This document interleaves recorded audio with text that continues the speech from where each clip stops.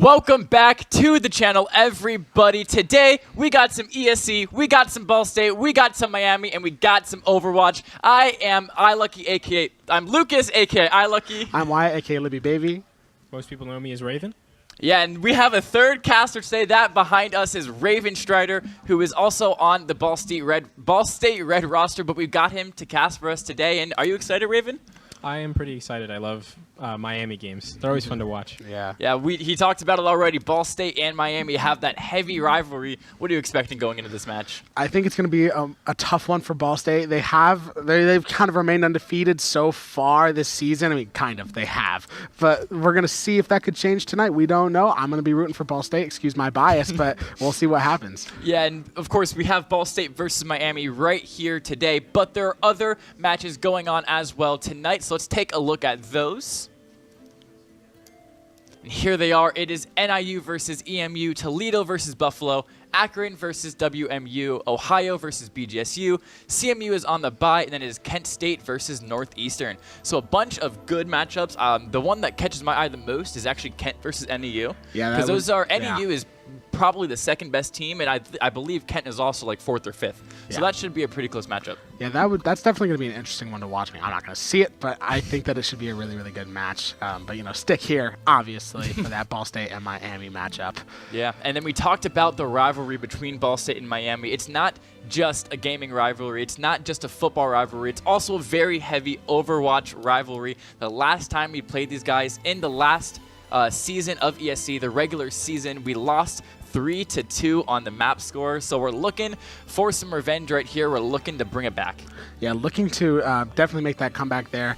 Like I said, they haven't lost once this year. Can they keep up that momentum? Maybe deliver their own 3-2, maybe even a 2-0. We don't know. We'll see. It's going to be a good match, hopefully. Yeah. And that'll bring us right into the roster of Ball State University, which we'll have Raven behind us read it out.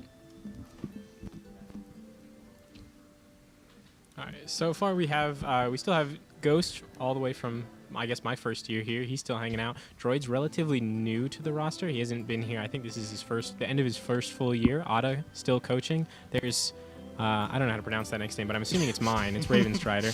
Then we have Yakester. We have Spencer. Similarly, been here quite a while. Veterans of the roster. Bordy1, and then Alphabet also taking on a support role like Spencer and Yakester. All right, so thank you, Raven, for that. And then next, we can go to the Miami roster, which I have right in front of me. We got Pooter Scooter. Look at that. Yeah, there's no E's, so it's Pootrsscooter. Pooter Scooter. We got Alfonso 155F. I think that's how that says. Nitrous oxide. Ooh, some good NO. Ooh. As I believe the chemical symbol for that's just NO. So just no. I don't know chemistry. We got Shocker, Bonesaw, and a Hot Man.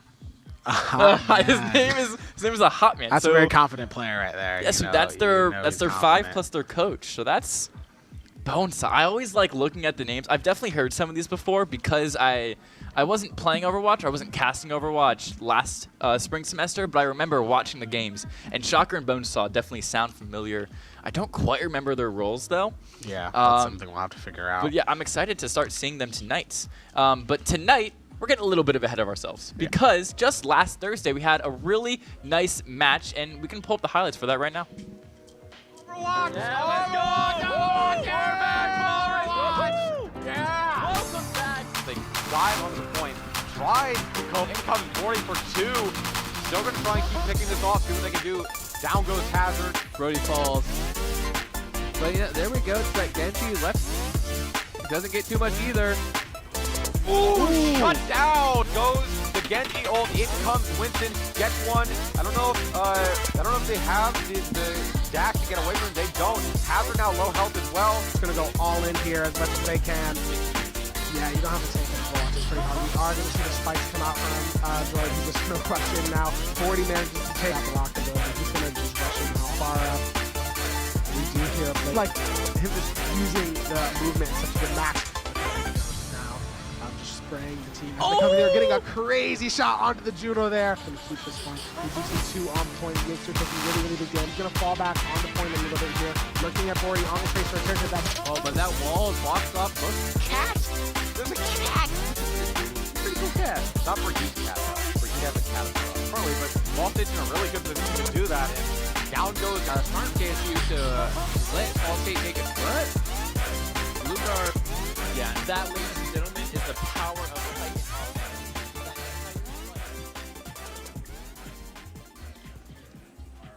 Overwatch! Wow, I love those highlight videos they're making for us. So much Especially fun. because Those are so much fun. I forget that like I do random sound effects sometimes. Yeah. So when Ghost hit that nasty headshot on the Juno, I went, ooh! Yeah. I love when it cuts to just the cat, and that's what you hear. Yeah. That's what you hear Turner, our lead caster, say. The cat. Yep. That's a good highlight video. That's some entertaining stuff there. What do you think?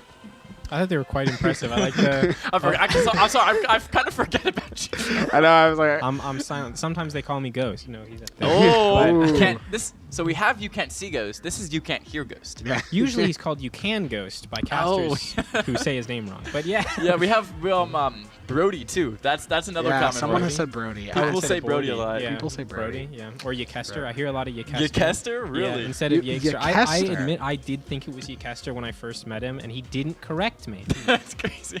Yeah, carrying my Yekester. Basically. So now we can go to next week's matches. So I believe we have a graphic for that, but as that's getting pulled up, I know tomorrow we have ECAC Rocket League. Yes. That is at 8 p.m. And then Saturday we have ESC League of Legends at 3 p.m.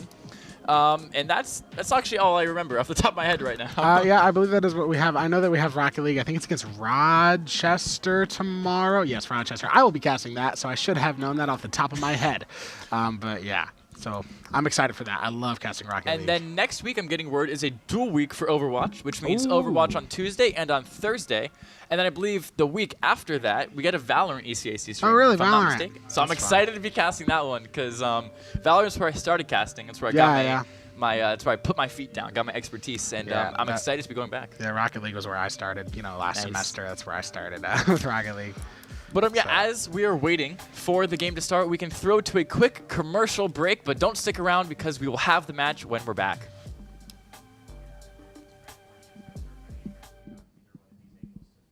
You know you're a Ball State Cardinal when you first hear the chirp. When you look to Frog Baby for luck and Beneficence for guidance. You're a Ball State Cardinal when you chase your dreams, present your case, and win. When the university you call home is small enough to be a community, but big enough to change the world. You know you're a Ball State Cardinal when you're one of us. We are Ball State University. We fly. You know you're a Ball State Cardinal when you... And I love, hey, you guys should come to Ball State. If that commercial didn't say it, I mean, I feel like. Yeah, I definitely, great campus at Ball State. Let's just be total shills. It is the best. I love it. It is here. very pretty. It's pretty fun. Raven, why did you come to Ball State?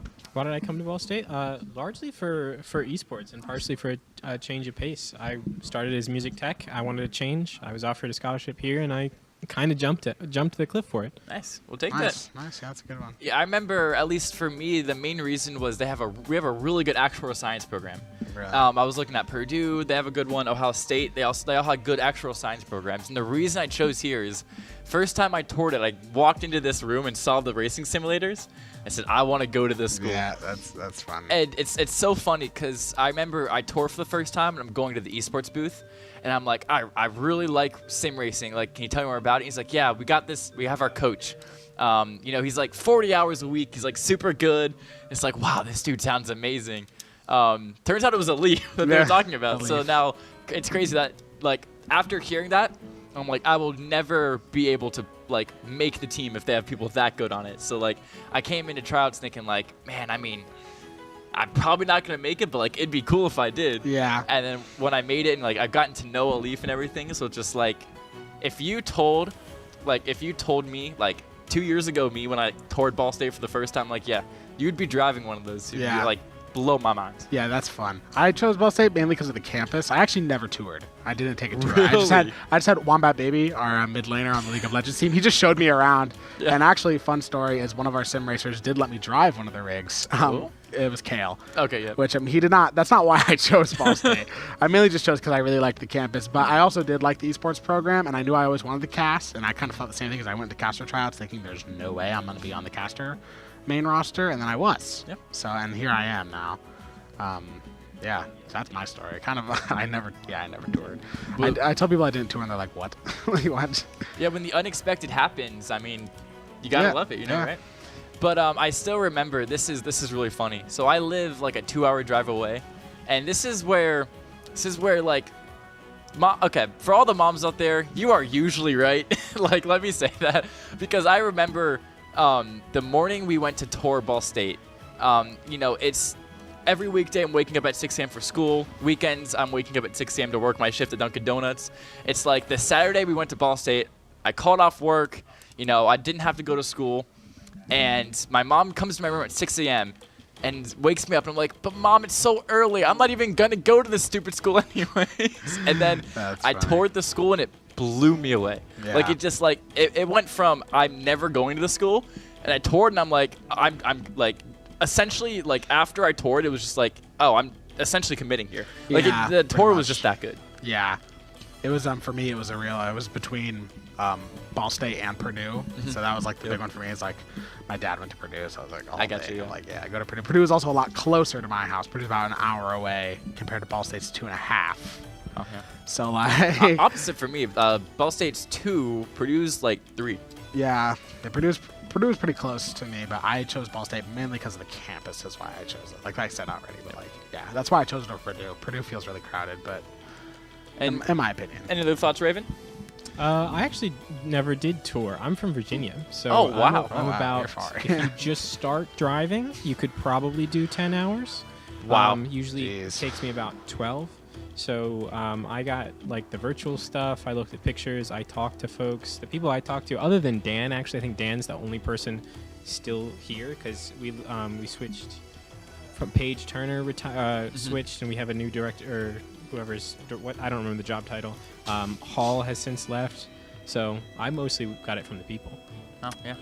Yeah, that's an interesting one. Never toured, but you got it from actual people who worked here that you talked to. It's cool to hear how far everyone comes from. Yeah, we know Droid's from Illinois, Bordy's from Texas. Bordy's from Texas. Yeah. I did not know that. Wow. Everyone, you know, we have a League of Legends player.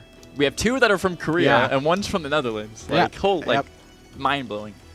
Yeah, that is people from all over, and then you got like other people like me and Wombat went to the same high school, so you got some people who go to the same places. Like, yeah, I'm from Skibbity Riz, Ohio. If you can't tell by my bagel strip. Yeah. Yeah, no, I'm from Indiana, so I'm the only person from Indiana on the booth right now. That's crazy. Let's go. Yeah, we got a Virginian. Wait, Virginian? Yeah, Virginian, a Hoosier, and an Ohioan.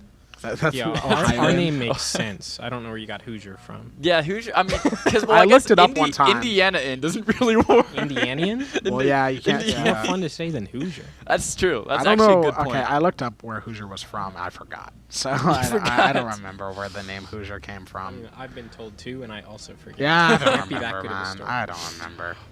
But okay, we can talk while we're waiting. We can actually talk about meta changes. Yes. Because there's been a meta that's plagued us for the past month, and it's over. It's finally over. Blizzard did hot fixes. They did nerfs. They did patches. I'm just learning about this. I should have read the patches. I forgot. Well, a lot of it was Droid telling me a good amount of it. Yeah. But so what we've been plagued by for the last month is Hazard, Genji, Soj, Lucio, Kiri. But now it's nearly any tank is playable. You have Juno Brig that's playable. You have Lucio Kiri is playable. Juno Lucio is playable. And of course you have Ana Brig, which is always playable. Yeah. You even may see an Ana Juno, Ana Kiriko. So there's essentially 5 supports. All 5 are pretty strong and in a very good spot. 2 main supports, 3 flex supports, so you might see some switching with that, but the supports are in a really good place right now if you minus all the ones that will never be played, like Weaver, like Mercy. Moira, maybe. If you have a Genji that's dominating you, you might see the Moira, but very, very rarely. And then Zen if you feel like trolling. Yeah, Zen. Poor Zen. But so the tank meta is now really different because Ball is good, Queen is very strong, especially if you're playing in a match with a hero bans every map. You can ban Kiriko and play the Queen and just have a very, very heavy advantage because Kiriko's Suzu can counter so much of Queen's abilities. Yeah, and like that's a kind of funny story with the meta changing. So I've always been a tank player, and then I very recently switched to support. and then they changed the meta, and now all my favorite tanks are like good. So now I feel like I gotta play tank again. But it's okay. The thing about the ball is good if your hit scans are very, very high level. Yeah. Because when the ball pounds and they're up in the air, your hit scans have to hit the headshots, or you're not going to find the value. Yeah, I think that my aim has gotten a lot better because I've actually been such a nerd and been like sitting in aim trainers because like I've been trying That's to what you want to do. Yeah? I've been trying to get better at video games ever since I joined the esports program because I feel like I've never felt like a loser for not playing a ton of video games, but that's what esports has made me felt like. Like people have been like, "What's your like most hour game?" And I'm like, "Oh, I have like 300 hours in a game." I'm like, that's nothing. Like, what do you mean? That's nothing. And then like I know people like I've name dropped him twice already. Wombat Baby has 5,000 hours in League. Yeah, I hope it's you're in the crazy. chat. He has also 3K in Fortnite. I'm just calling you out. 3K in He has 3K in Fortnite. Wombat, what are we doing? I have 600 in Jake Fortnite. would be proud of you. Jake does play a lot of Fortnite. Really? Yeah. I play a lot of Fortnite. And then we have the DPS metas. So Ghost is very good at Soj, so we'll probably still see him on Soj. Or the Torb is good right now. Yes, Torb is good. Torb is good. Torb is good. Reason. I knew that.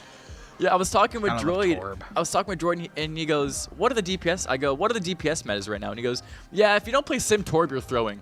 What? Sim Torb. Sim Torb. Unironically, Droid told me Sim Torb doesn't matter. Do you have any comments on that? So it's interesting because it's terrible, but also those are just very, very hard things to kill. Yeah. Torb has a button press that instantly gives him a ton of armor, and armor is better health. If you don't know how the mechanics of it work, it's important. It's better health, effectively. And Sim is very hard to pin down. She has a very small hitbox. She can slow you down with her turrets. She has her teleporter. She's annoying to play against. That's the reason you're playing him. It's because you just cannot kill those two, and they do a lot of damage. Yep. Yeah. And it's the double turret comp. Yep, you, it you, is. You think about it, is. and then the fact that Sim can, just like space created instantly with the Yeah, teleporter. yeah. Five, especially Blizzard World High Ground, Yeah. 5 TP. First World Hollywood High Ground, 5 TP Yeah. in. I mean, yeah. I'll tell you though, there's nothing I hate more than playing against a sim. Oh my gosh, It's like where you try to go through a choke, instantly beamed by 3 turrets. It's whatever role I'm playing too. It's like because when I play support, it's like, oh crap, this is actually doing a lot of damage to me. And then when I play tank, it's like, well now I gotta like stop doing what I'm doing and try to break these stupid turrets that are just shooting at me. And it's like because of course I'm not playing with anyone who would actually shoot the turrets. I'm solo queuing, so I gotta do it myself. Or what'll happen is your supports try to walk through them and they just die, yeah, and you're like, oh, this is awesome. Yeah. Well, we lost this team fight. I'm trying to think of the other tanks that are strong right now. Winston's in a pretty good spot. Yeah. Especially on high ground maps. So like Gibraltar, you'll see the Winston come out. But yeah, it's just after Hazard got nerfed, the meta just became a lot more. Instead of the meta being these characters are very strong, play them. It's these characters are very bad, don't play them. Yeah. And just kind of play everything else. Yeah, that's a type of meta that I prefer. Like, I don't like it when in a game where it's like you want to play a certain character and you just can't because they're like terrible. So it's like I would rather like certain characters just be unplayable, but everyone else is like decent. It's like, sorry if you main those characters, but like, yeah, I mean, I main Ball. Who mains Weaver? Like realistically, really? Yeah, a Weaver main. Like, I'm about to say no, you don't. No, you don't. You're Curie main, correct? I think I actually have the most hours on Honor or Zen, but I do. Okay, yeah. I'm currently playing Ana. That's my support. So we have choice. 3 flex support sitting at the desk right Pretty now. much. I mean, I played tank forever, but like, yeah, I'm pretty much a support player now. And then we have 2 more flex supports sitting behind us. Why does A lot Ball of State flex have it? supports We in have an this room. influx of flex support. Yeah, we have a ton. And then we have Kamori on the academy team, also a flex support, I assume. I assume they're a flex Kiriko main, supports. based on their username being the Yeah. last name of Kiriko. But yeah, the match I believe it's supposed to start at 8:30. They might be waiting for a little bit, so as we're waiting, we can throw to another commercial that we have lined up for you guys. But yes, as I've said, we just have to wait a little bit longer, and then we can see the match. But don't go anywhere. We'll be right around. back. Yes, don't. Apparently, last time I said don't stick around. I meant to say do stick around. We'll be back with the match after this short break. The quest for knowledge and a greater understanding is a lifelong pursuit. An ascent towards a fulfilling career and a meaningful life. As Ball State Cardinals, we learned early on that it's our responsibility to prepare. and to prepare you for anything. Beneficence stands tall as a symbol of enduring values that have sustained us for more than a century. Forged during a turbulent time, the Great Depression, and from the contributions of more than 11,000 people, beneficence inspires us. What we know about adversity is that we do not choose the time, but we do choose the response with grit, creativity, and dedication. Where tradition meets innovation, we form an enduring partnership, a formidable alliance with a deep desire to learn, to teach, to grow, to thrive, to fly. The values of Ball State University embody a wealth of opportunity, a powerful bond among faculty, staff, students, and alumni, and a bright future that includes you. Our intellect and experiences fuel our purpose and our capacity to serve our neighbors. Your journey begins now. We will remember this time for the opportunities we seized, the discoveries we made, and the lives we transformed. At Ball State University, with beneficence as our guide, we fly. And as you saw there, that was our other big mascot. Of course, we have the Cardinal, but we also have Beneficence, who is the symbol of honor, of pride, of glory, stuff like that.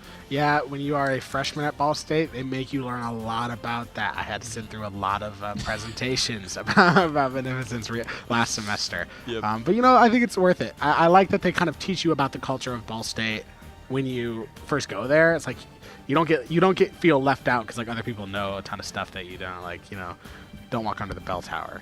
Yeah, so you guys didn't have the tour. There's a lot of really interesting facts that give along the tour. Just like random facts. I still remember them for some reason. One of the main ones is there's a Beneficent statue. Yeah. And of course there's the rumor that at the top of the 5 pillars is the ashes of the Ball brothers. And then if you guys have ever heard that, you probably haven't. I don't know if I've heard that one. And then the other one is if you kiss in front of the Beneficent statue, it'll flap its wings. I have heard that one. So it's a very popular breakup spot. If it's a symbol of true love's kiss by the Beneficent statue, it'll flap its wings. Oh my god. So it's a popular breakup spot because they'll kiss, it won't flap its wings. It's like, well, I guess it's not true love then. Happy Valentine's Day. This literal statue didn't flap its wings. The so. thing that's concrete and cannot move didn't Yeah. flap its wings. It's over between us. Yeah, it's over. It's Jover. And then the Frog Baby Frog Baby's a fun one. had because people were rubbing its nose so much because it's good luck on exams. They had to move it from the library to in the middle of the pond, and they sent it to Italy for a nose job. So like they polished the nose and stuff sent it to Italy to get that done.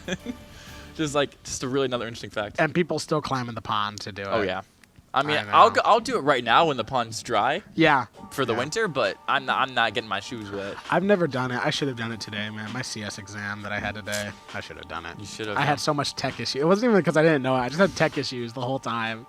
And when you're doing a computer science exam, tech issues aren't fun.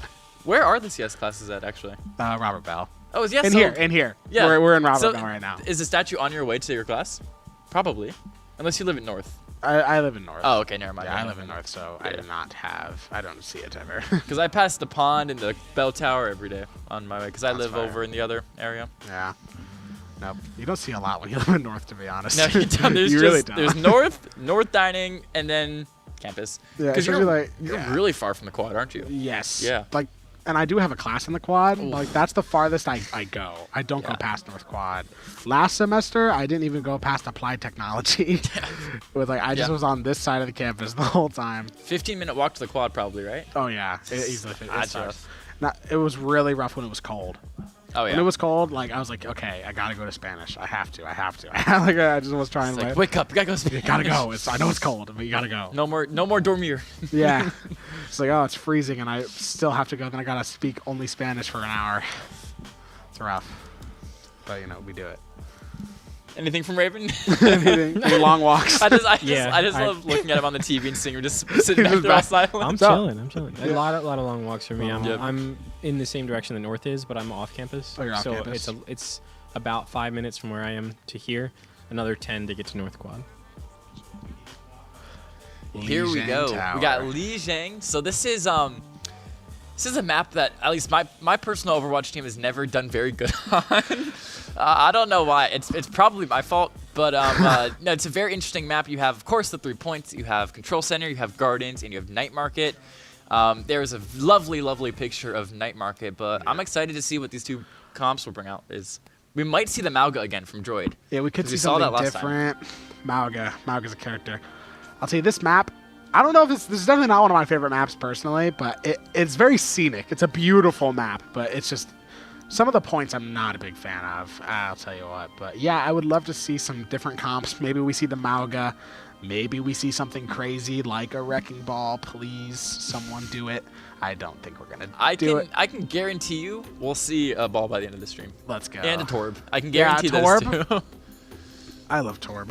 Why? He's just funny. He's No, just, because you have to shoot the turret. It's yeah, so okay. annoying. I don't like playing against Torb. Okay. I'm terrible at playing Torb, but he's just funny. Yeah. I mean, to be fair, your turrets, correct me if I'm wrong, it should just be usually your Kiri shooting turrets, right? Because the kunais don't have fall off. For a Torb turret? Yeah, for a Torb turret. It does depend a little bit on who you're running, but Genji will shoot it a lot, Lucio will shoot it a lot, Kiri will shoot it a lot. Yeah. Yeah. The projectile characters, right? Yeah, basically anyone Yeah. who doesn't have Yeah. fall off is going to shoot that thing. And here we go. We're into the first map of this Rivals match. Not Marvel Rivals, the match of Overwatch between two rivals, Ball State and Miami of Ohio. Here we go. It's doors down, and away we go for the first map between these two Titans. It is not the Mauga from Droid, because we're starting on Night Market, I believe. It's actually the Junker Queen that comes out, and the Juno Lucio, which we talked a little bit about. No, I lied. That was hero selection. I'm getting hyped up for nothing. We saw 15 seconds. I fell for it. Also, I actually thought that we were going. I genuinely did. I was kind of like, it's a little slow right now. But yeah, so we are seeing the Queen. Hazard still being run by Miami. Maybe they're a little behind on the memo. Let's see how this one goes. And they're playing Sim for the TP, but Miami is playing that Torb that we talked about. Sorry, both teams are playing the Torb, and it was not. And there's a pick from Ghost onto the Lucio, spams those projectiles into the chokes, able to get one. Now we see Yake in the backline is going to fall very quickly to Pooter Scooter. Droid looking for some peeks, looking for some pokes on the Torb. It's a 4v4 here. Neither team has secured the fight yet. It's a great knife from Droid to pull in Killian on that Kiriko. Now it's going to be the walk from Miami of Ohio. Droid gets stuck on the Hazard wall. Hazard goes in with the violent leap. It's going to be the Suzu forced out from Ball State. Ball State's going to have to give ground here, and Miami will have the first cap. But, ladies and gentlemen, this fight is not over yet. The wall is invested, and that's going to be the go call for Ball State. The violent leap goes out, and Yakester will be able to kill Killian. That's going to be 2 kills in Ball State's way. The third one by Bordy, and that'll be a 1 team fight from Ball State.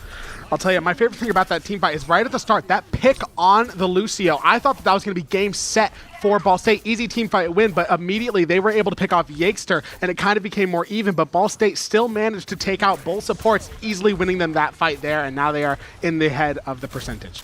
Now we see both teams just taking some shots, taking some pokes. It looks like Miami's going to walk around this right side of point. The knife is going on the Torb. That's going to be the go call that forces out the Overlord. Torb looking for some shots onto Droid. Can he do anything? He cannot. Bordy's on the flank. The Suzu is forced out from Miami. Bordy's able to get a kill on Droid's able to get a kill on Bonesaw. But there is a trade on gets Ghost, and there it is. 3v3 trades come out from both teams. Bordy, though, makes it back into 2v3's favor. No, trades keep coming out. 2-on-2 now, but the Lucio of Miami is low. So is the Hazard. Can Bordy find the trades that he needs? I believe it's a 1v2. Who is going to be first to respawn? Ball State will not get the cap. It's going to be Miami securing and keeping the point. Bordy was absolutely going off there. I thought he was going to be able to take out everyone. Sadly, wasn't able to hold on for long enough. It's pretty hard when you got a support and a tank left, so that team fight went to Miami. Now look at the ults here. Ball State has both their support ults up, but Pooter Scooter has his ult as well, which will be invested. I don't think it catches anyone of the Ball State team. The turret is destroyed. There's the Kitsu from Ball State, and the beat as well from Miami. It's going to be a huge alt fight here. And look at that, Droid has his rampage. He might want to invest on point if he can find the go call. It might be here. He's going to look to poke out that Suzu before he goes, because the Suzu is an instant counter to anything that Droid does. There is the Suzu, but I believe that was Ball State Suzu, because Spencer got scared Droid might die. And Droid is actually going to be able to save the rampage, save his very, very overpowered ult, and they save Blade, and they save the welcome mat as well. One thing that I have been loving seeing from Ball State, as Spencer gets a nice pick on the Soj there, is that they have been very quickly to destroy these Torb turrets. They are just, the second they see them, they're gone. And while it's not a huge thing, I think it's definitely helping negate some of that damage from the Miami team and allowing them to win these team fights. And now it's 4 ults for Ball State compared to the 3 from Miami. And there it is, the welcome mat. The Molten Core comes out from Ghost. That'll be trades going from both sides. But look how much burn damage that welcome mat is doing. It'll get 2 by itself. And there is the 4th to clean up the fight. And Ball State will hold out this point just that bit longer. Absolutely amazing ult from Ghost there. I mean, perfectly placed. The Miami team was just trapped on it, did so much damage, managed to get the final picks, and allowed them to win that fight. And Ball State still have Beat and Blade here, but here comes the welcome mat from Miami. And here's the Blade from Bordy. How many can he find? He doesn't find any. Bonesaw is able to find one with his burn damage. Bordy is low. He's going to fall next, but he does get the on before dying. There is the Kitchener from Miami. Can they win this fight? Droid has now switched to the Hazard. The Suzu from Ball State. That's going to be the go call from Miami. That Kiriko is going to be very, very, very fragile now, and it will be the fight won by Ball State. They find some trades off screen, and they're going to keep secure of this point. That fight looked like it was won by Miami. I don't know if they have a touch here. They might with the Lucio, but there's the boop. Yake is booping Nitrous Oxide, making sure he doesn't get a touch. There is the Kitchener from Spencer, and Ball State are just going to look to lock that point down. What a game won there from Ball State. That was super back and forth. There were times where I thought Miami's got this, Ball State's got this. One thing that I loved seeing from Ball State was their usage of ults, and not just the usage, but the ability to save them. Ball State went to a lot of those last fights with an ult in their hand, ready to use if they felt like they needed to do so. We see that with, saving the Rampage, the Kitsu at the end with Spencer. Just great stuff of saving the ults and using them only when they need to use them, and I think that's what won them that game in the end. Yeah. Raven, what'd you see from that? I can see the slight advantage Miami has in terms of raw burst by using both Hazard and Sojourn, but Ball State able to actually utilize the sustain of Junker Queen's heals and Genji's poke. Yes, there's a lot more burst damage heavy from Miami, a lot more pokey from the side of Ball State, as Raven was just saying. And now it is going to be the Juno Lucio out from Ball State, a support comp we talked a little bit about that works well with this Malga. It is going to be early point control, early space created from Ball State, as both Torb turrets are already falling down. And here's the Overlord from Bordy. It's now Bordy on the Torb instead of Ghost. Little change up there. Droid is able to find the kill on Pooter and Bonesaw, so that's going to be the fight win for Ball State. But yes, as we said, it is a very, very big switch up because it's now Bordy on Torb and it is Ghost on the Sombra. Yeah, interesting thing the Ball State can do there is now, Bordy playing the DPS player that Ghost was playing last time and seeing Sombra. Interesting to switch to Malga. I think that they are just trying to get as much damage as they possibly can on this. They were kind of struggling against the Hazard last time, so let's see if Malga is the answer here. And so far, it's looking like it is. Yeah, Malga has crazy uptime, and because this point doesn't have many high grounds, it's very playable. But Bonesaw is going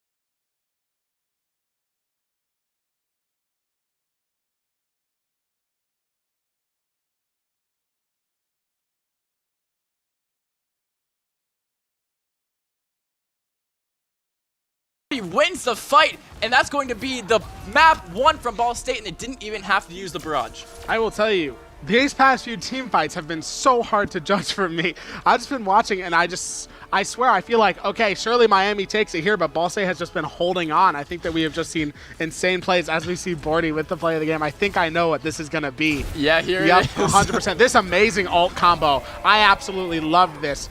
C1 gets 2 with the ult, finishes off the last one. Crazy ult there.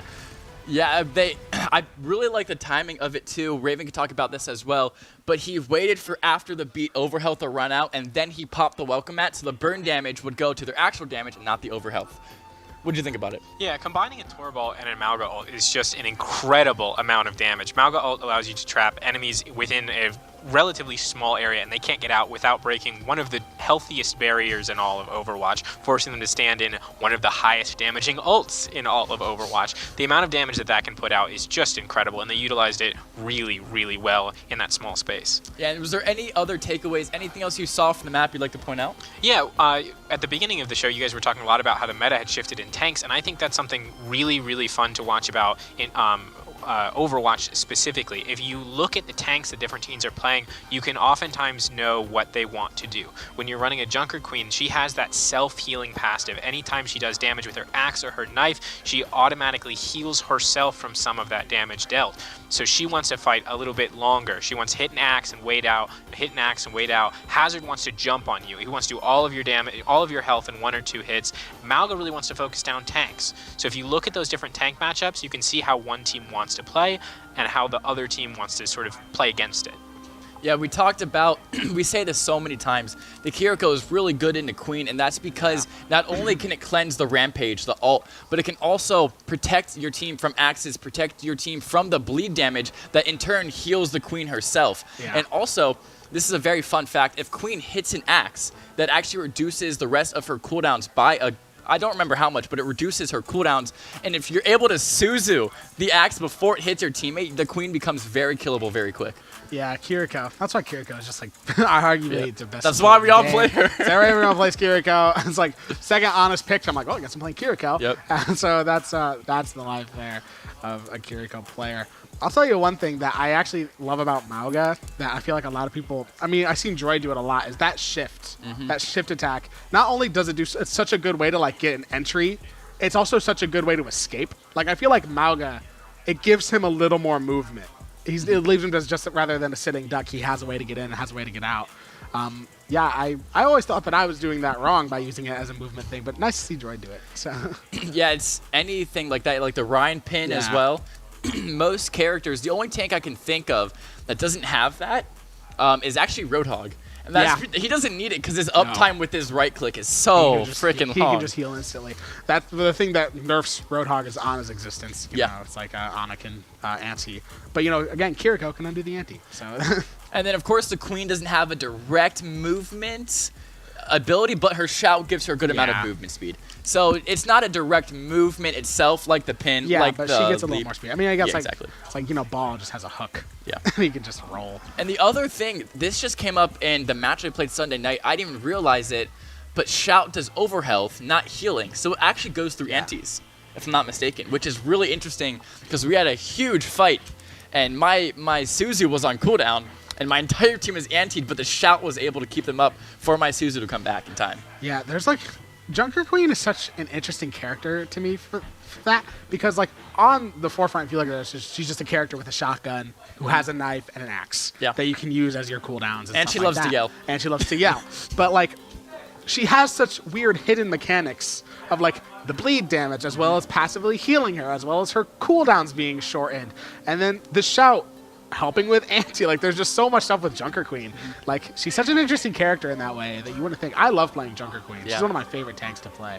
She's always been like kind of in the meta, at least recently, in my experience, because she's got a very high skill ceiling. If you're a good tank player, you can play Queen. Like, the better you are, this exponentially you can play Queen better, because there's so much solo value by hitting your axes, hitting your knives. You know, your uptime is just so long on Queen if you use your cooldowns effectively. Do you have anything to add about that? In terms of Queen, I know she's a favorite pick of actually Super, 3-time world champion Super, everyone's favorite player. But yeah, her skill, we call it the skill ceiling. The skill floor is how good you have to be effective, and the skill ceiling is how effective you can be. And Queen has one of the highest for all tanks because of her mechanical requirements, her positioning requirements, and the diversity in her kit. Yeah, and I like that you bring up the difference between skill floor and skill ceiling, because there is a huge difference. Because you think about a character, no hate, you think about a character like Moira, Mercy, the skill floor is very, very low. Yes. A character like Lucio, the mechanics you have to learn alone to be viable makes the skill floor very, very high for Lucios. Yes, that's one thing that as I've recently switched to being a support player as of recent, I've been trying to learn Lucio. Yeah. And that's been a struggle because it's like, you know, because like Kiriko, for example, I wouldn't say her skill floor is as low as Mercy, but like, if you just want to play Kiriko and just heal, you can just heal. Yeah. Lucio, there's a lot going on, so it's like that's kind of the thing with Lucio. I've been trying to learn him a lot. So as we get to our next map, we have Numbani. This map, I feel like I say I don't like every map, to be honest. But this map isn't terrible. It's just not one of my faves, but I like it. It's fun. That little high ground spot right at the beginning. Oh my gosh. We might see the Pharah. Yeah. Might see the Pharah come out from 40. I hate that when I'm on attack and the defenders have that high ground Yep. spot right up there. Oh, it's awful. I'm sure we're going to see it, though. But what's really nice about this map is there's so many different chokes to push from. So, of course, you have main, which is where the high ground is. So most teams choose to either stay away from that or only send a few people. You have going all the way around the left side. You have going up the left and up those stairs to the second high ground. And then you can go all the way to the bottom. And there's actually a tunnel that just leads directly to point. Yeah. So really what you want to do on attacking teams is utilize those different angles, those different chokes you can get. Especially because if you think of a map like Blizzard World, there's only 2 ways to get through that main choke. You know, you have either going around that left side or going down main. But here we go. We have 40 seconds on the countdown. And Raven, I'd like you to talk a little bit about the matchups we're seeing here.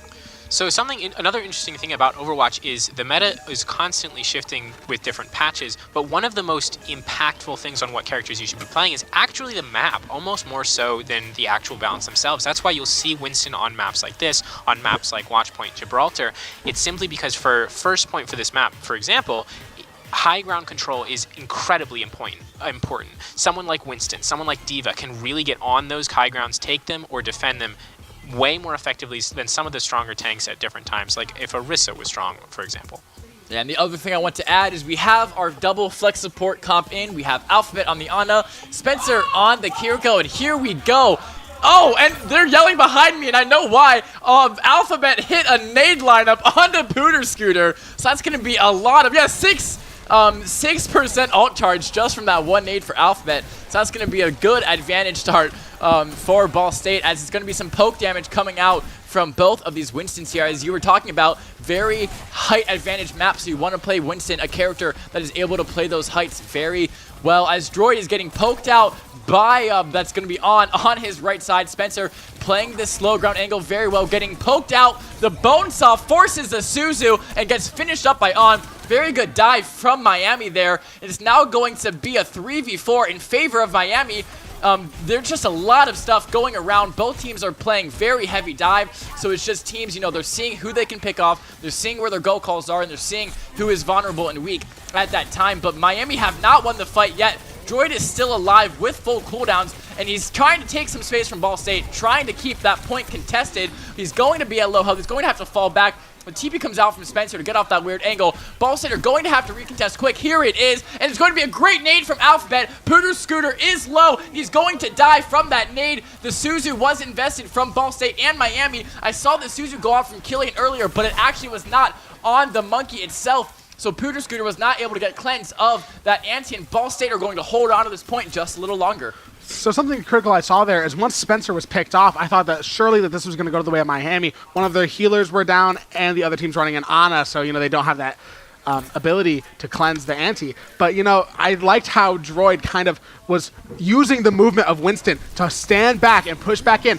keep point long enough for Spencer to come back. Great nades from Alphabet there, who just gets picked off. I'm gonna send it to Lucas.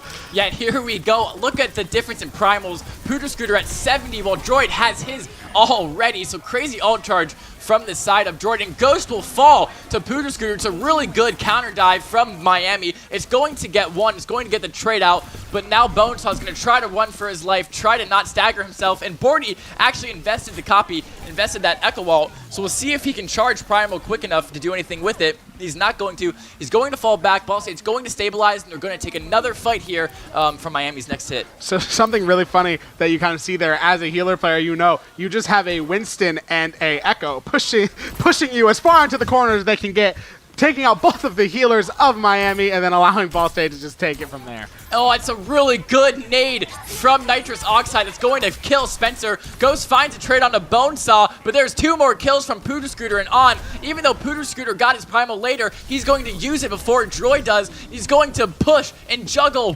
Droid all the way off point, and that's going to give Miami this first cap. They now have 3.5 minutes left on the clock. Such a good nade from Nitrous Oxide there. That's just what makes Ana such a good player, such a good character. That nade gave Miami such a big advantage there and allowed them to take point. And we probably have some time before the next fight. Raven, do you have anything you want to see point out there? Yeah, they've got a little bit more of a stalled backline with the Torb. It's great against dive, but you really have to be careful with their positioning. I definitely see Miami taking advantage of those hanging tails that Ball State sometimes leaves with 1 or 2 characters a little too far out in the open, and that's really all it takes. A couple steps, and you'll get shut down by a dive. As Droid goes in, he gets naded, does not matter. He has the Primal, which puts him up to 1,300 health. He's going to get the kill on Killian. It's going to be the first kill of this fight, so that might just win it for Ball State, but no.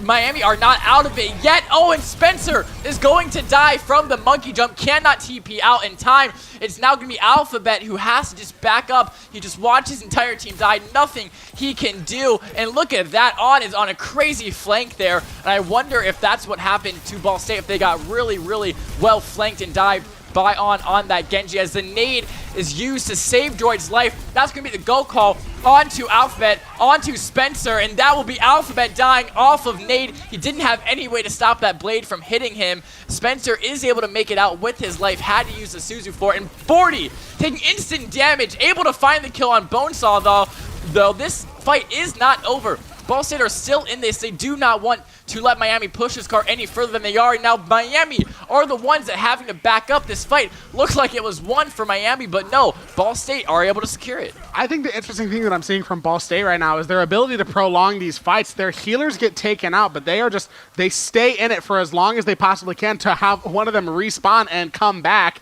and then they're still in the fight, and it allows them to win. Like we see, they just won that fight. I did not think that was going to happen. And now look at the ults. We have Ghost, Bordy, and Alphabet all have their ults. Well, it's just Nitrous Oxide, and Pooter Scooter will have his eventually, but Ghost with a great headshot onto On. Pooter Scooter is going to have to try to get out on very low health. He will not be able to. And now look at this. George just cleaning up the mess, just diving onto the back line of Miami, trying to stagger them as hard as possible. Bordy will be able to stagger Nitrous Oxide, but he gets a little greedy. Blinks, and I think he's forgot he used his recall already. It looks like he was going for the blink melee recall, but he did not have his recall back yet, so he will die as well. Droid is able to find the trade on the Bonesaw, though. Yeah, when you are a Tracer player, that recall is your lifeline. You need it. So when you do those things that kind of look like an overcommitment, the recall will move you back 3 seconds in time, but he just didn't have it, and he got a little greedy with that, and that's what took him out. If I can turn your attention to the top left, 5 ults from Ball State. There's the nade and the Suzu invested from Miami. That's going to push them all the way back as they're off cooldowns. The overload comes out from Ghost, and on it, Bonesaw and Honor just trying to take space on this point right now. The ult is invested from Droid for his life. If he didn't press Q, he was going to die, but he's also going to find 3 kills with it. Good juggles, good problem mechanics there from Droid.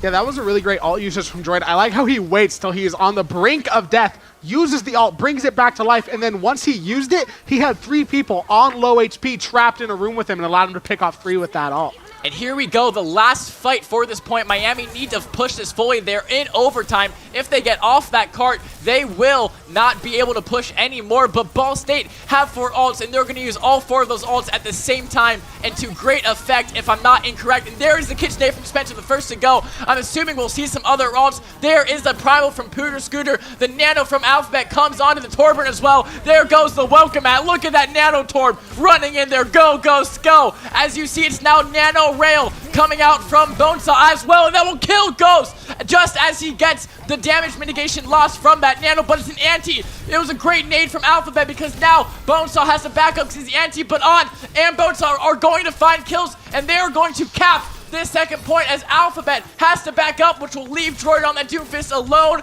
and it will be the kill from onto Alphabet. So now Miami, they've secured that second point, and they have another minute to try to push to the end. A lot of interesting things that I saw there. One of the things that really surprised me is we see the Nano Torb, and I think that this is going to be it. Ghost is just going to go in, but then we get the Nanoed Soj for the Miami team, and I think that was a better use of the Nano. He gets a kill with the ult, and they just go full on in there. It was a great nade from Alphabet onto the Nanoed Soj, but Miami, Ohio just stayed on top.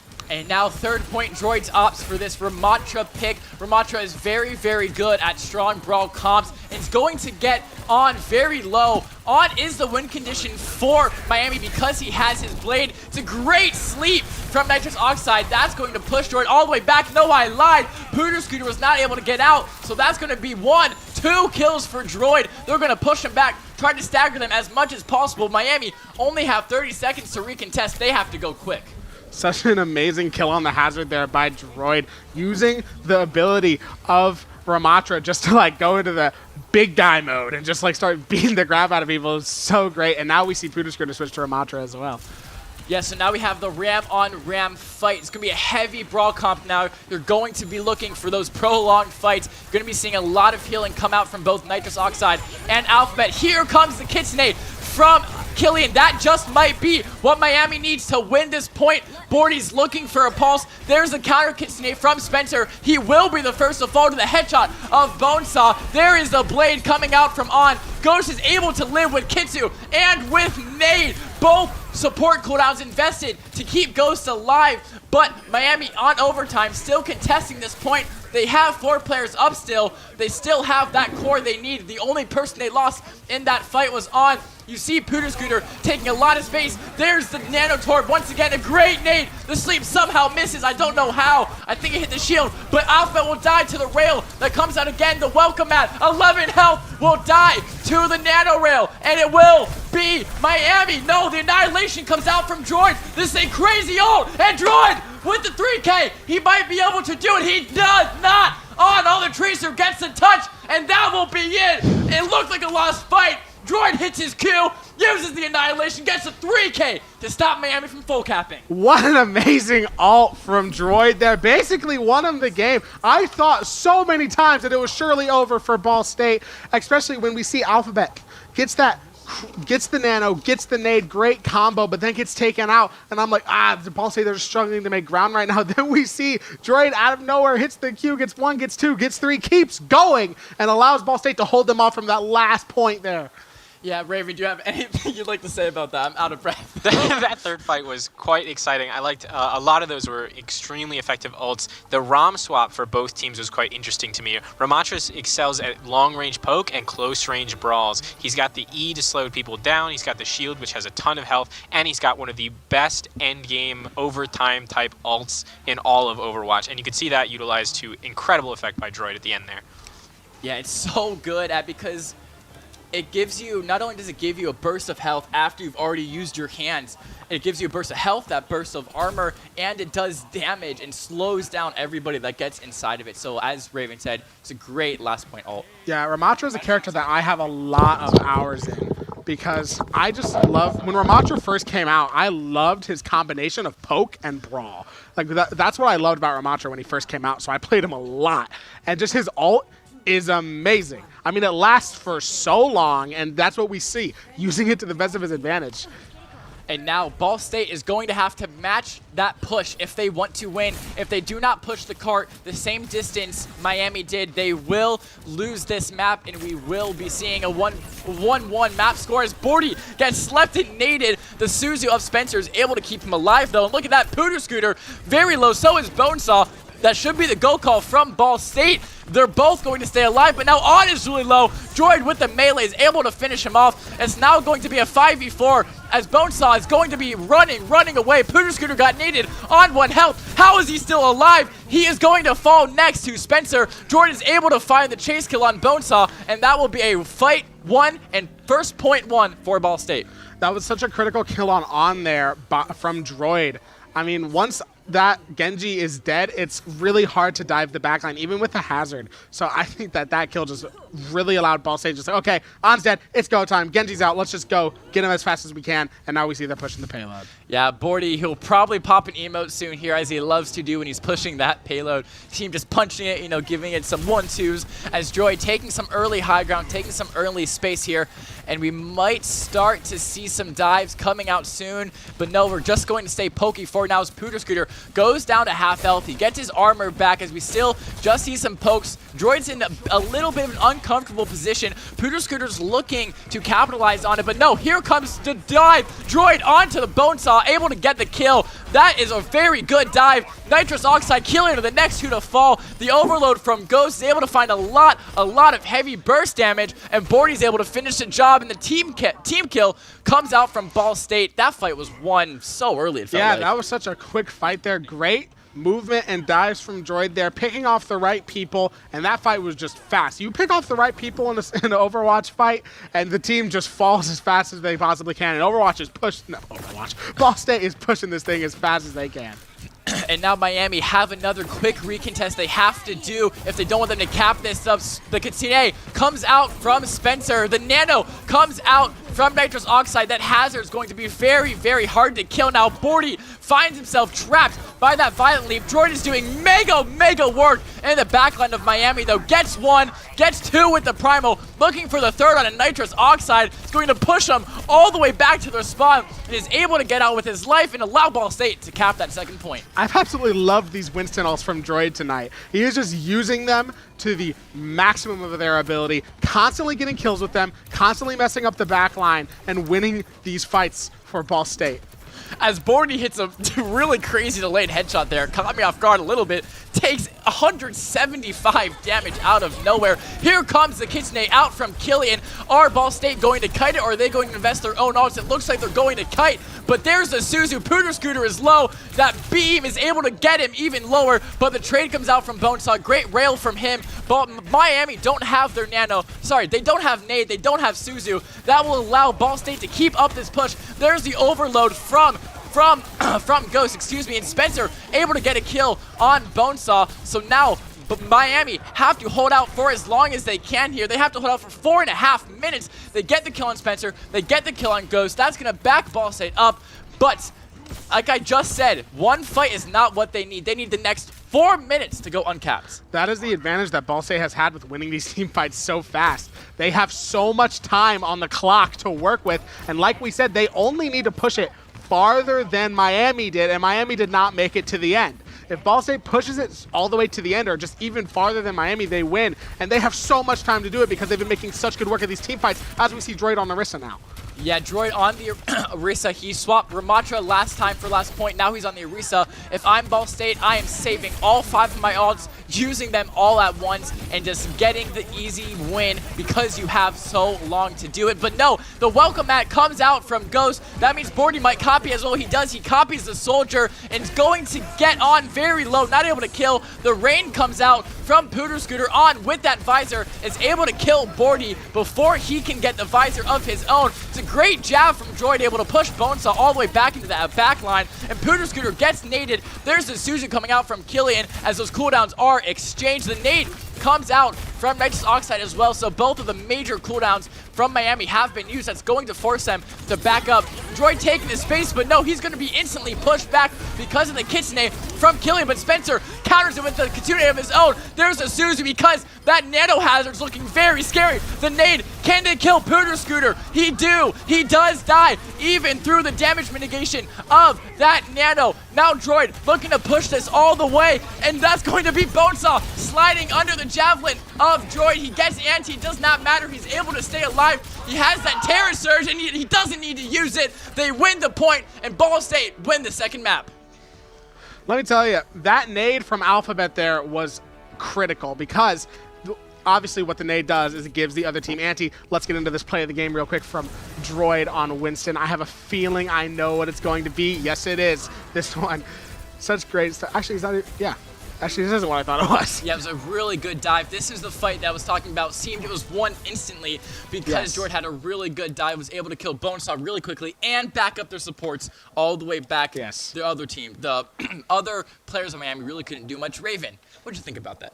I think they adapted quite well in managing to keep that backline alive. One thing you usually see is on defense, it's a lot easier to keep your squishy DPS and your supports alive. But somehow Ball State kind of did the reverse. They were able to keep their backline alive on the offense, but seemed to struggle a little bit on the defense. So my guess is they seemed to adapt to what was actually killing them, make some adjustments, probably had some talk there about what they could do better to keep those characters alive.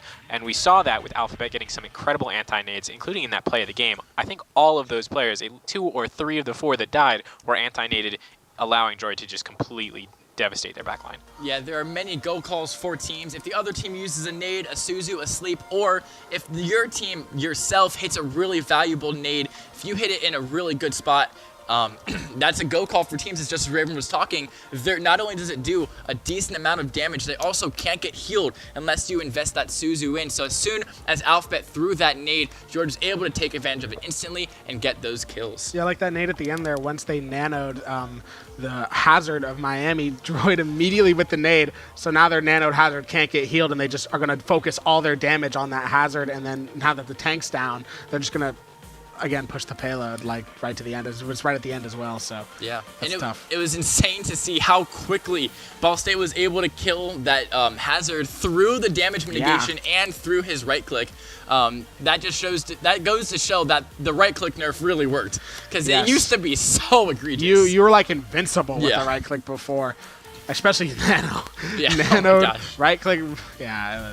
That'd be 85% and the 50% damage mitigation. Plus, you're constantly doing damage as well. Yeah, which is balanced, definitely. Yeah, it's right? balanced. Definitely balanced. Yeah. It's balanced. I can see why they put that in the game initially. Yes. And now look, Hazard meta's over, and we're having fun. We're having fun again. Hazard meta finally gone. I don't think okay. I'm gonna be really mean to Hazard here.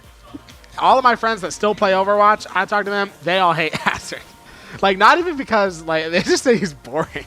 Yeah, I mean, a good hazard can control the game. Yes, and like that's what we have seen in the past, like Droid on Hazard. I mean, they were just controlling the matches. Hazard's over. We're still seeing him played a little bit, but just not to the effectiveness that he was before, because he just can't. Yeah. One thing I'll note for you is if you will see a ball tonight, it will be here. I don't think you'll see a ball, but in terms of maps where he can excel in maps where his ability to disrupt shines. Tanks do 3 things. They disrupt, they take space, and they hold space. Maps like Suravasa excel when you're able to move quickly and do a lot of disruption. So I could see a ball going out here, but somewhat ironically, Ball State, we don't love running ball, despite our being somewhat of our namesake. I expect to see Miami running a hazard comp similarly, and I would not be surprised to see us running a Queen with that Soj Torb or Genji Torb, Genji Soj, something along those lines. I will say, yeah, I do love playing ball on that map. It is my favorite ball map, yeah. Map to play ball on, though, you know, he's just been so bad that he just kind of dies. But it's been a fun map to play ball on. I'm just glad he's good again. I'm going to play Overwatch when I get out of this stream. I'm just going to play ball the whole time. So. Yeah, we talked about holding space. Ball is one of the best at holding space because he's able to grapple around a pillar. There seems to be pillars in the middle of many, many points. Yes. So you have to grapple around that pillar and just roll for ages and ages. I'll go immediately. Yeah. I remember I have like my friends, they would watch me, like spectate me playing ball, and they would just be like, I get a headache watching you play because you play really, really fast because I have really high sensitivity when I play. Enough about me, though. Let's see what's going on here with these team selections. Yeah, so Raven, we see a pretty heavy, is that Brawl comp, I assume? Brawl dive from Miami? Yeah, both teams are running the Brawl. I'm very surprised to see the Malga. It looks like what Miami is trying to do is force very close range fights where they're hard focusing down the tank. They want Ball State's tank to die as quickly as possible and to play those big team fights around EMP, Cage, and Kiriko ult. And here we go, it's the Torb coming out from Ball State once again. Miami have opted to not go for the Torb, go for that Somber Reaper instead. So interesting DPS picks from both sides as Yakester getting an early flank, early headshots. That's a really nice off angle he's able to find from these ridiculous wall rides that I will never be able to do. Find so many headshots, so much damage. In fact, he gets the first blood of the map. Killian is going to be the first to fall. Killian on that Kiriko has 2. Get out of jail free cards, uses neither to live there, and that's going to push Miami all the way back as Yakester finds another kill on Nitrous Oxide, and they find more kills as not the team kill comes in because Killian had already respawned, but an effective team kill as Miami, even down their flex support, down their main source of fuels, decided that that fight was still winnable for some reason. Yeah, I will say Yakester on that Lucio. Crazy shots, using Lucio's movement as it should be used. He's practically flying with like all these crazy wall rides that we're seeing. Picks off the Kiriko, and then Ball State is like, okay, that's the moment right there. That's our go call. And here's the walk from Alfonso. I just realized it's not Pooter Scooter playing tank anymore. It's now Alfonso. The Suzu comes out from Spencer. That's going to make them force back. Ghost also is going to invest that overload. That's going to be the flip from the side of Miami right before that point gets to 50%. But Ball State, none of them died, so they're going to fight a little bit longer. Here's the recontest. Bordy looking for some early space, some early damage with that deflect. He's able to get a little bit done. Here's the KitchenAid coming out from Spencer. That's going to force Miami all the way back. We might just trade the point once again. Can Ball State find kills? No. So the same thing just happened in reverse. Miami pushed Ball State off the point. Now Ball State pushed Miami off the point. Here's the recontest from Miami. The boop comes out from Yakester, pushing Bonesaw all the way back and off of point. On is able to take out the turret of Ghost. Yakester still looking for off angles. The welcome mat is invested from Ghost. Still, nobody has died in the last minute and a half. Here is the KitchenAid coming out from Killian from the side of Miami. There is the TP and the Reaper ult, the Death Blossom comes out from Bonesaw. It's going to get nobody, and Droid is able to find the kill himself. And now Droid has that Rampage. They're up a man, so they might not need to invest it into this fight. They're going to look for the flip. There's the beat coming out from Nitrous Oxide and the Rampage coming out from Droid and the Rail coming out from, I believe that was on as well. It's a huge ult fight here, but Miami started it down a man, so it's not going to be very easily won, and it's not going to be won. And matter of fact, it was won, and Bordy was able to keep his blade. That Reaper ult that got them nothing was tragic for Miami there. They're down one of their DPS. They just wasted an ult, and now Ball State has their ults to use on Miami. That was not what Miami wanted in this matchup, and that put Ball State at the advantage, and now they're ahead. And look at that, Spencer already has his KitchenAid, but Bonesaw TP's right into the back line of Ball State. Here comes the KitchenAid, and Droid's able to get a kill with the bleed damage. There's a Suzu from Killian, but he's not going to be able to live to see its effects, and that's going to be the team kill and the first point cap for Ball State. I absolutely love watching Droid play Queen. Like, he's just, I don't think I've seen him miss an axe. I mean, he has just been using that to the maximum. I mean, he's staying alive. He's doing so much damage. It's just incredible to watch. Yeah, I love watching people play Queen itself is just really mind-blowing. My tank, Eric, Me98, watching him play Queen is also just, they just get so much value out of the character, so much value out of the uptime. But Bordy and Yake are on this flank. That's going to take a lot of attention, a lot of resources from Miami. Can Ball State now win that frontline fight that so many of their supports in their team had to peel for this flank as Bordy gets a nice double headshot, and Ghost is able to find Killian with that Torb's left-click spam, finds 2 more headshots. He's just doing instant damage onto the backline of Miami as there comes a dive from Alfonso. The Suzu comes out from Ball State to keep Ghost alive. Spencer's able to find 2. Yakester's able to clean it up, and another fight win from Ball State. That flank was really nice. That was a nice flank. That kill on the Kiriko as well, just so critical for Ball State's fight there. I mean, just taking out like the killer on your team that does the most amount of healing right off the bat. It's surely going to go Ball State's way after that. Here we go. Look at the ults. Miami might get 4 ults this fight. Here it is, the cage fight invested from Alfonso, and Trap Bordy Yakester walks into it to help out his Genji. Ghost is able to break it with the welcome mat. Didn't know that was possible. Bonesaw will find one with his Death Blossom, but dies to Bordy's deflect through his blade. Really interesting ult counter there, and also Yakester used his beat. So yeah, one more thing I want to say. Bonesaw used Blossom. Bordy didn't use Blade. Oh, that was one of the glitches I saw about that in a reel, where that doesn't change the alt overlay. So Bordy actually killed Bonesaw with his own Blossom because of the deflect, and it didn't update the UI in time. And here comes the instant fight. It's going to be double support alts invested from the side of Miami. Ball State might just look to kite this and go back with Rampage, just as I was saying it. And it's going to be the entire team nearly of Miami Anti. That's going to be 1, 2, 3 kills. Ghost is able to get the 4th. That's the 2nd point from Ball State. I said it once, I'll say it again. The Junker Queen from Droid, what a great ult. Immediately gets the axe. Just so much bleed damage. They're antied. They're taking as much damage as possible. Hitting these headshots with the shotgun. Amazing stuff from Droid. And yeah, Raven, do you know anything about the UI glitch that sometimes happens where it doesn't update the UI? No, Blizzard is a very small company. They have a very small budget of not a couple $1 million, so those things are very common. Yeah, That is a joke. Yeah, we get some lovely sarcasm from Raven there. I mean, I was cracking up. Yeah, that's funny. That was funny. Here we go. It's going to be an early fight. And it looks like it's going to be the rail invested from On as Yakester gets booped into the freaking skybox as Nitrous Oxide and On are both low. On will be the first to fall. Nitrous Oxide barely escapes this life. Bonesaw will be next to go. Ghost looking for as much damage onto that Orisa as he can. Bordy is able to finish the job with his dash. There goes the turret, and there goes the team kill and fight win for Ball State. So much just happened there. One thing I love to see was Yakester. I mean, even on low HP, just running around as Lucio, like flying in the air. Lucio is such a fun character to watch. Does eventually get picked off, but Ball State still manages to take the point. Here we go as we now have another fight going to contest this point. If Miami do not win this point, that will be their chances of winning this match over. Ghost, he is 93 to ult. That ult that is so devastating to teams that want to take space because it can just completely lock down a certain portion of the map.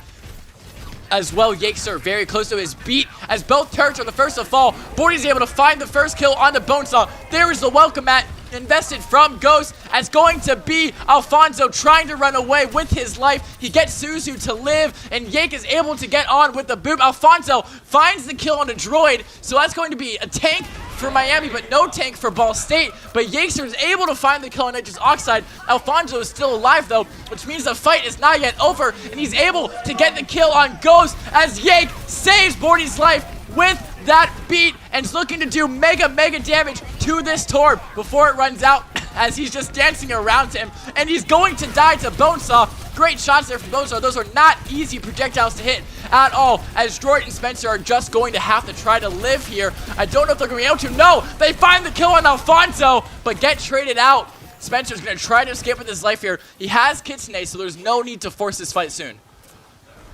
Absolutely crazy stuff. One thing you mentioned as well that I love seeing with the Torball, it's almost like a wall that's not really there because you can't step on it. You're going to take so much damage.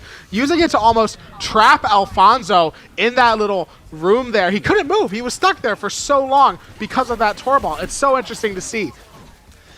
Here we go. Ghost is just left-clicking his turret, trying to keep it up as live as possible. And there is the Kitsune coming out from Spencer. And Bonesaw used his welcome mat to counter it. He placed it right on the Kitsune so that Ball State weren't able to take advantage of it. But Spencer is able to find the kill onto Bonesaw. And the Rampage comes out from Droid as well, as Yakester is doing mega damage to On in this backline. Droid using that uptime to do so much work on that Lucio, on that Kiriko that now TP'd out to Alfonso as the fight on the front line has not been won yet. Nitrous Oxide boops Droid away from hitting the axe. What a boop comes out there from Nitrous Oxide as Droid is now going to have to live, and he's not going to be able to. He was off cooldown because he missed the axe. Nitrous Oxide unironically carried that fight because of the boop. What a boop. I mean, that is so crucial. He avoided so much damage, took away the healing from Droid with that boop, and then Droid is nowhere. He doesn't have the axe because it's on cooldown, and now that allowed Miami to get their first point of the game.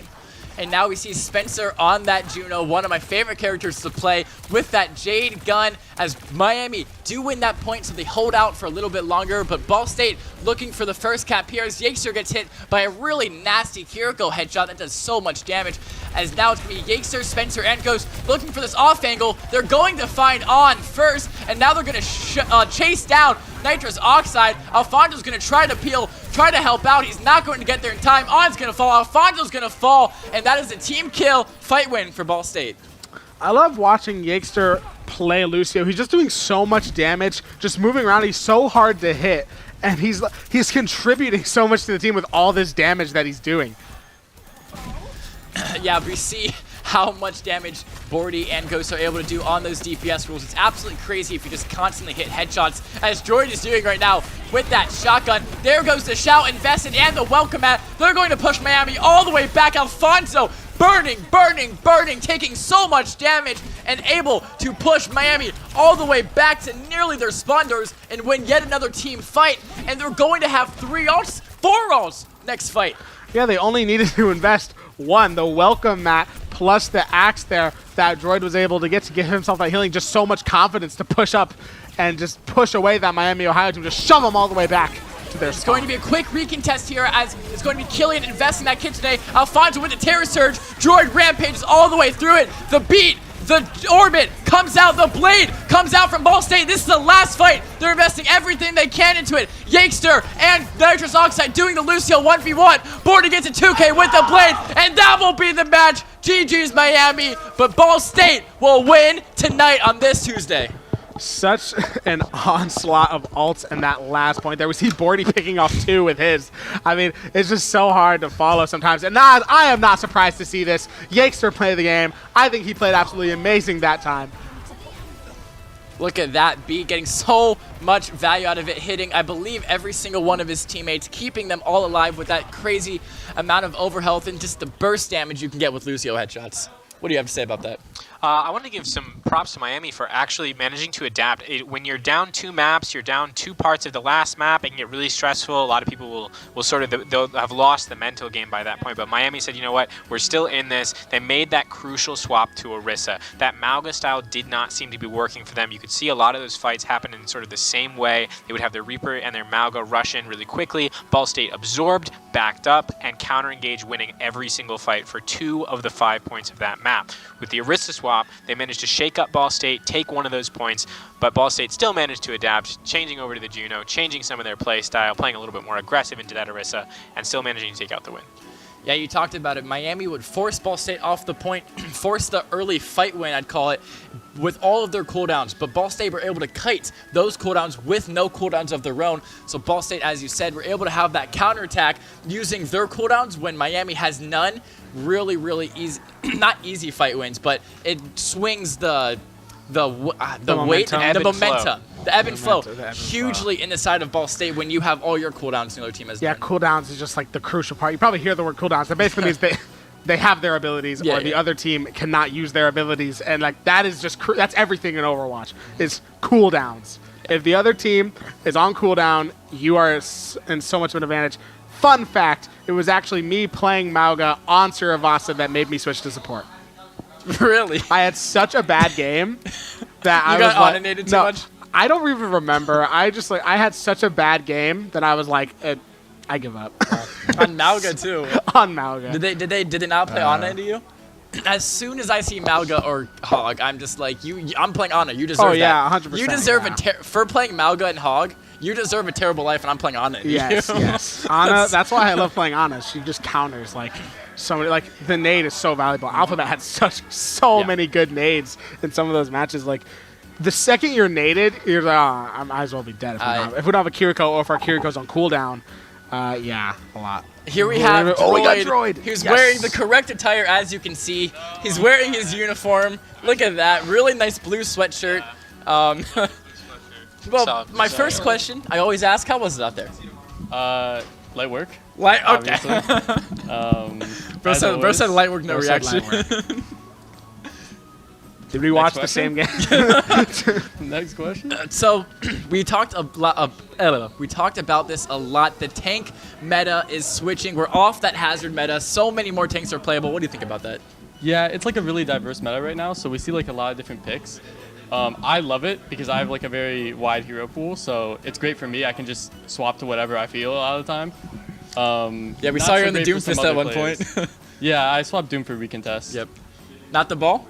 Yeah, come on. I was thinking about it, but Doom's usually better for recontest sometimes. What? We were really hoping for the ball. I was hoping for. I'm a ball man. I was really hoping for the We've ball. been playing some of the ball recently, but we found it's just really hard to play. Yes, yeah. He's not. Doom is definitely better. My questions were about. I was really loving watching you play Junker Queen a lot. Yeah. I was just talking about Junker Queen. Yeah. I was gonna ask you, was that one of your like more favorite characters to play? Yeah, probably my number one, honestly. Really? I love Queen. I can kind of tell. I play a good bit of Ram and Monkey, and then Arisa's probably somewhere up there as well, I'd say. It's probably my best heroes. Yeah. That's what I was wondering if you liked Queen, because Yeah. when you play, you just hit all those headshots. The axe, like I think I saw you miss one axe, and it was when you got like booped. Like Yeah. it was. Yeah, that was a crazy pretty nitrous normal. oxide. The boop was crazy because Yeah. that won them to fight because you weren't able to hit the axe, you didn't get your reheal, and you didn't get your cooldown reduction. Yeah, it was kind of rough because the fight was already in like rough shape. It was 2v3, so I have to like solo kill their backline, but any good Lucio is just gonna hold their boop for that. So. And then do you have any questions for him, Raven? I guess my thought is always I like to ask tanks what makes them want to play a specific tank at a specific time. Like what factor of the game is like, you know what, I want this is happening, I want to play this character. This is happening, I want to play this character. Is it map? Is it matchup? I'd say part of it's map, part of it's matchup, but a lot of it comes down to like comp matchups. So like I'm seeing that my comp is a lot better at poke, but I'm on like a brawl tank or a dive tank. So it's a very big mismatch, and you can kind of feel it immediately that your character doesn't really fit into your team's scheme, or how your team wants to scheme into what they're playing, right? So if you have to play for your poke, but you're on something faster like a Junker Queen, sometimes it can be rough, and sometimes you might want to go like a Sig or a Ram that can play a little bit slower but still has some brawl. So I'd say usually it's like compositional matchups. Yeah, I saw that hiccup in that last game where they swapped over from the Malga to the Orisa, and it managed to take a point off you, probably because their playstyle shifted, but without switching the tank, you guys managed to shift your playstyle a little bit as well and sort of overrun them with the Juno swap. Yeah, I mean, part of it was a little bit of trolling, but yes, the Orisa swap is definitely a lot better into the Queen, and then once we swap to the Juno, we tend to have like a little bit of a better brawl because of the extra sustain the Juno adds, so that means that we don't have to play to hit their backline as much, which Orisa can really disrupt Queen from actually doing. So. All right, well, thank you so much for joining us. Thank you. Ladies and gentlemen, that was Droid. And, of course, thank you for joining us as well, Raven. I'll take that from you. It's great to have the Overwatch players not only interviewed, but on the cast itself. And that will be the stream. Thank you guys so much for tuning in. Come back here tomorrow night, 8 p.m. for some Rocket League. That'll be Wyatt casting that. And I'll see you guys tomorrow.